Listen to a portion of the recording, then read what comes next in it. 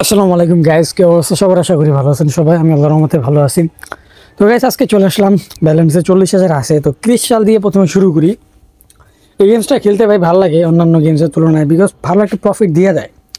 আপনারা হয়তো দেখতে পারতেছেন আমি কয়েকদিন ধরে ক্রিস্টাল গেমসটা নিয়ে খুব পরিমাণে ব্যস্ত, কেননা এটার ভিতরে ভাই সেই পরিমাণে প্রফিট করা সম্ভব যেই পরিমাণ প্রফিটটা আসলে আমরা ক্র্যাশ থেকে করতে পারি না।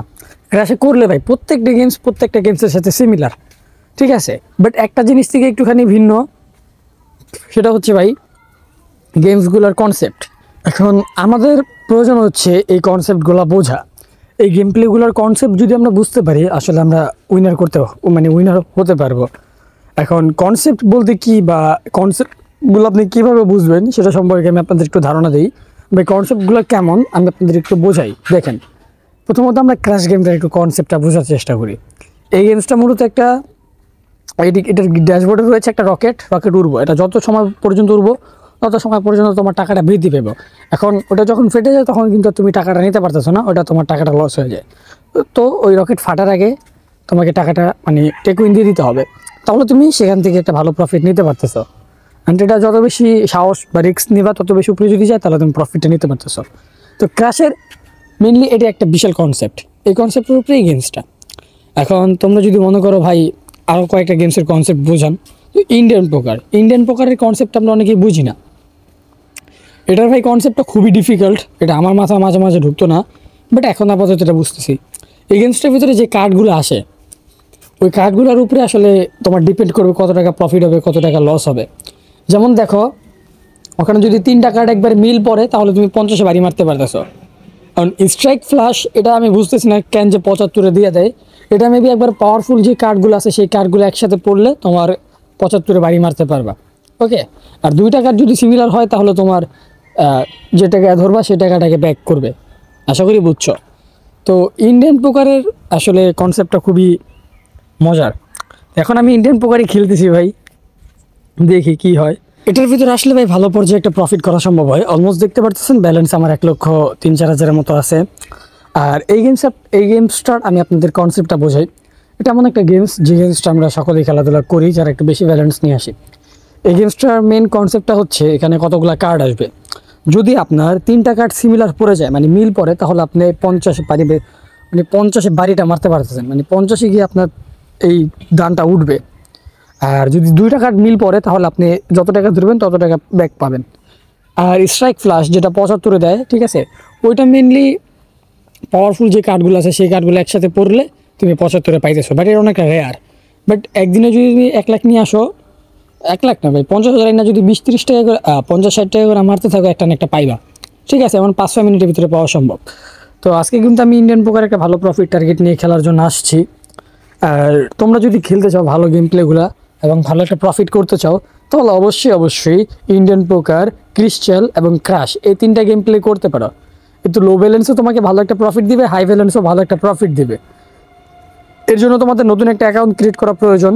তো নতুন অ্যাকাউন্ট ক্রিয়েট করার জন্য আমাদের স্ক্রিনের যে ভিভি প্রোমো কোডটা দেখতে পারতেছো, BB7K, এই BB7K প্রোমো কোডটা যদি ব্যবহার করো তাহলে ফার্স্ট ডিপোজিটে 100% পর্যন্ত ইনস্ট্যান্ট বোনাস পাবা। পার্সোনালি আমি নিজেও এই প্রোমো কোড ব্যবহার করে অ্যাকাউন্ট ক্রিয়েট করেছি এবং খেলাধুলা করতেছি। সেক্ষেত্রে বলতে পারি ভাই, তোমরা যারা এই প্রোমোটা ব্যবহার করবা তারা সর্বোচ্চ পরিমাণে প্রফিটগুলো নিতে পারবা। এখন এই প্রোমোটা ব্যবহার করে তোমরা কোন সাইটে অ্যাকাউন্ট ক্রিয়েট করবে এটা আমি আগে ক্লিয়ার করি। তো ভাই আমি বর্তমান সময় 3টা সাইটে খুব ভালো পর্যায়ে প্রফিট পাইতেছি অন্যান্য সাইটের তুলনায়।